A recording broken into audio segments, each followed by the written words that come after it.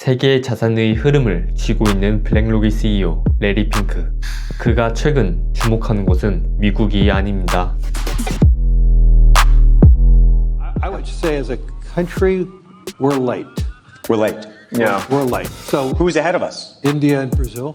왜 하필 인도일까요? 이를 이해하기 위해서는 먼저 레리 핑크 회장이 생각하는 금융의 미래부터 알아야 합니다. Today, many countries have twin inverted economies.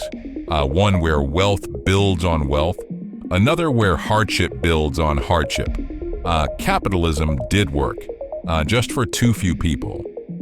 The solution isn't to abandon markets, it's to expand them, touching broader issues like retirement policy, energy, and tokenization.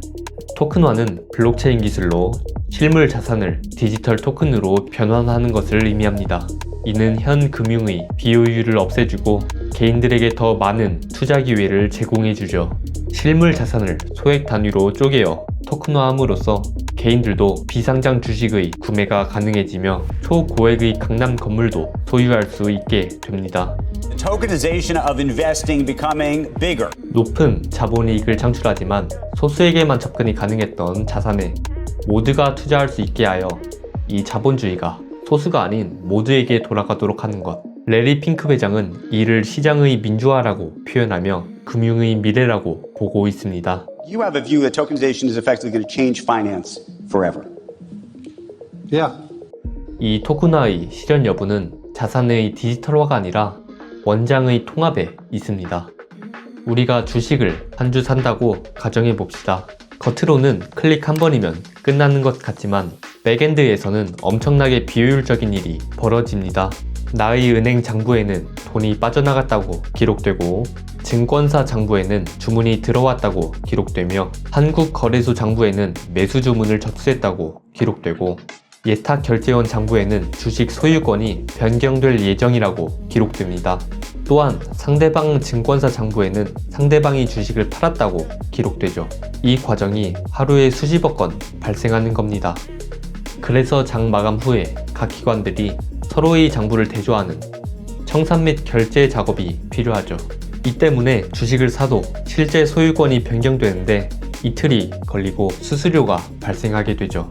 하지만 이 장부가 통합된다면 이야기가 달라집니다. 블록체인이라는 거대한 공유 장부 위에 디지털 화폐와 자산 토큰을 같이 올려두는 거죠. 이렇게 되면 복잡한 절차 따윈 필요가 없어집니다. 내가 주식을 사는 순간 프로그래밍된 계약에 의해 내 지갑의 디지털 화폐와 상대의 주식 토큰이 맞교환되기 때문에 이틀이 걸리던 결제가 실시간이 되고 수수료 또한 90% 이상이 감소하게 되는 것입니다. 이렇게 비효율을 개선하고 실물 자산을 분할함으로써 사모시장에 누구나 접근할 수 있게 만드는 것. 이것이 바로 블랙록이 생각하는 금융의 미래입니다. 그리고 이 미래에 가장 가까운 나라가 인도인 것이죠. And we are now starting to see in India a whole transformation of a digital economy. अब क्या है हम सब लोगों ने अब ऑनलाइन चालू कर दिया है अब हम ठेकेदार के थ्रू कोई काम नहीं कर सकते 2025년 10월 기준 전 세계 실시간 결제량의 절반이 단 한 나라에서 쏟아져 나오고 있습니다. 월간 거래량만 무려 166억 건. IT 강국인 한국도 금융 패권을 쥔 미국도 아닌 바로 인도의 이야기입니다. फिनटेक की दुनिया में और टेक्नोलॉजी को डेमोक्रेटाइज कैसे किया जाता है ये दुनिया के सामने भारत ने एक उदाहरण पेश किया है. 경제학에서는 이를 리프로깅이라고 부릅니다. 새로 개발한 신도시가 서울의 구도심보다 더욱 최신식인 것과 같은 맥락이죠. 우리는 이미 신용카드망과 은행 지점망이 견고하게 깔려 있습니다. 현재 불편함이 없으니까 막대한 비용을 들여서 이 인프라를 통째로 바꾸는 것은 매우 비효율적인 것이죠. 반면 인도는 15년 전까지만 하더라도 아무것도 없었습니다. 은행도 신용카드도 인터넷망도 없었죠. 그런데 역설적으로 그랬기 때문에 인도는 과거의 기술인 플라스틱 카드 단계를 건너뛰고 곧바로 모바일 디지털 금융이라는 최신식 신도시를 지을 수 있었던 겁니다. 이 신도시 설계도의 이름을 인도는 인디아 스택이라고 부릅니다. 이 시스템은 신원, 결제, 데이터라는 3개의 층으로 완성되었는데요. 가장 먼저 깔린 토대는 아드하르라 불리는 13억 명의 생체 인증 신분증입니다. 이는 신원 확인 비용 및 시간을 90% 이상 단축시켰고 덕분에 수억 명의 무계좌층이 은행 계좌를 보유하게 되었죠. 그 다음 단계는 UPI라는 디지털 고속도로입니다.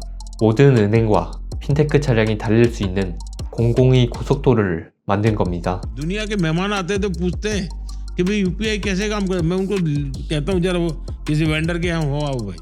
한국과 미국이 회사마다 각자의 유료 도로를 깔고 자기 손님만 받으려 경쟁하는 구조라면 인도는 국가가 하나의 도로를 공공재로 깔고 그 위에서 민간 기업들이 경쟁하게 한 겁니다.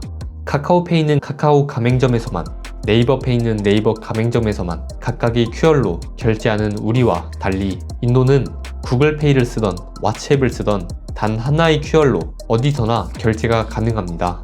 또한 중간 마진을 챙기는 카드망도 거치지 않으니 수수료는 0원에 가까우며 결제는 실시간으로 은행 간에 직접 송금됩니다.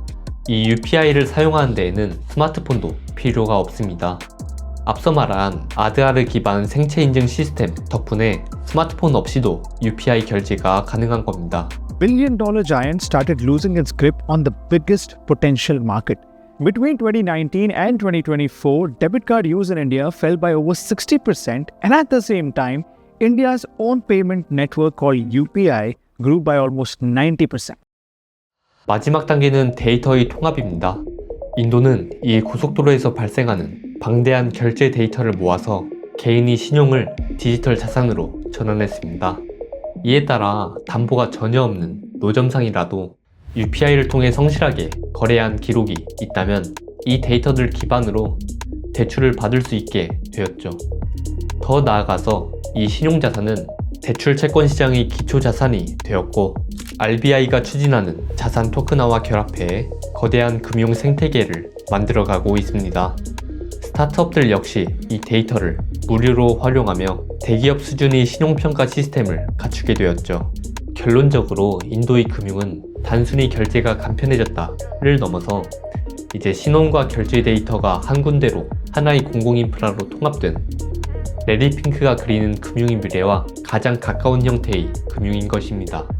이 시스템은 이미 8개국으로 확장되었으며 동남아, 중동 국가들과의 추가 통합이 진행 중에 있습니다.